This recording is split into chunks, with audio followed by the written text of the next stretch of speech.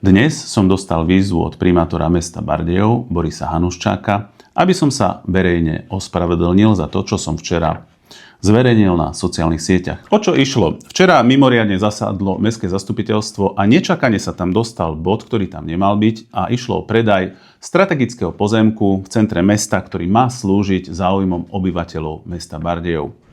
Poslanci okolo primátora Hanuščáka sa však rozhodli aj spolu s primátorom, že tento pozemok odpredajú súkromnej spoločnosti, súkromnému obchodnému reťazcu. Viackrát som ich na to upozorňoval, že ide o dôležitý pozemok pre Bardejovčanov a že sa dostávajú do sporu medzi verejným a súkromným záujmom.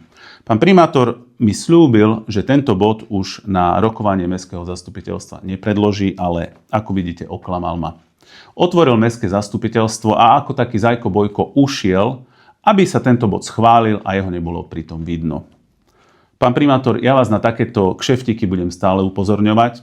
Vždycky budem stať na strane verejného záujmu. A ak mi napíšete, že ak sa neospravedlním, tak pošlete na mňa právnikov, takéto výhražky na mňa nefungujú.